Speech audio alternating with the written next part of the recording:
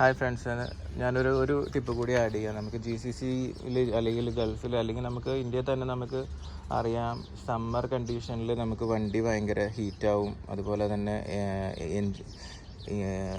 AC ഇട്ട് കഴിഞ്ഞാൽ നമുക്ക് തണുപ്പ് ഒരു പരിധി വരെ ഉണ്ടാവുള്ളൂ. അതിൽ കൂടുതൽ തണുപ്പ് നമുക്ക് കിട്ടുന്നില്ല.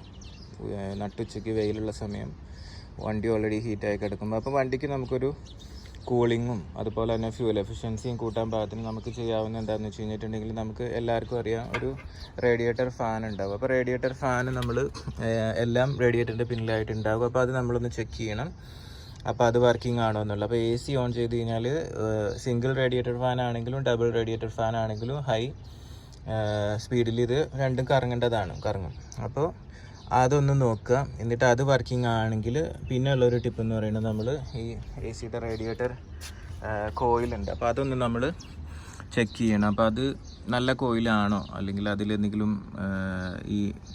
അതിൻ്റെ ഗ്യാപ്പും കാര്യങ്ങളെല്ലാം അടിഞ്ഞു പോയിട്ടുണ്ടോ അങ്ങനെയൊക്കെ ഉള്ളത്. അപ്പോൾ അത് ബ്ലോവർ വെച്ച് നമുക്കൊന്ന് ക്ലീൻ ചെയ്യാം.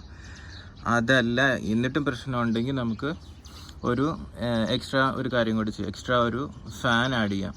നമുക്കിത് ഇതുപോലുള്ള ഒരു മൗണ്ടിങ് ബ്രാക്കറ്റ്സൊക്കെ ആയിട്ട് നമുക്ക് ആമസോണിൽ നിന്നും ഒക്കെ മേടിക്കാൻ കിട്ടും, അതല്ലെങ്കിൽ ഷോപ്പിൽ നിന്നും കിട്ടും.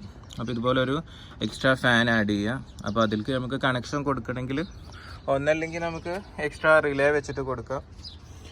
അതല്ല ഇനി സിമ്പിളായിട്ടാണെങ്കിൽ നേരെ ഇതിൻ്റെ ഫാനിൻ്റെ നെഗറ്റീവ് എടുത്ത് നമ്മൾ ബോഡിയിലേക്ക് ഗ്രൗണ്ട് കൊടുക്കുക.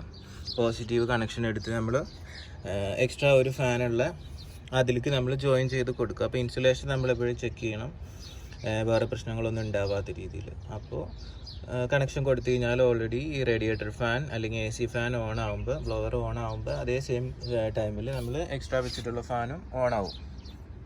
അപ്പോൾ നിങ്ങളൊന്ന് ചെയ്ത് നോക്കി കഴിഞ്ഞാൽ നിങ്ങൾക്ക് അറിയാം, അതിന് AC പെർഫോമൻസിൽ ഒരുപാട് വ്യത്യാസമുണ്ട്. ഓക്കെ.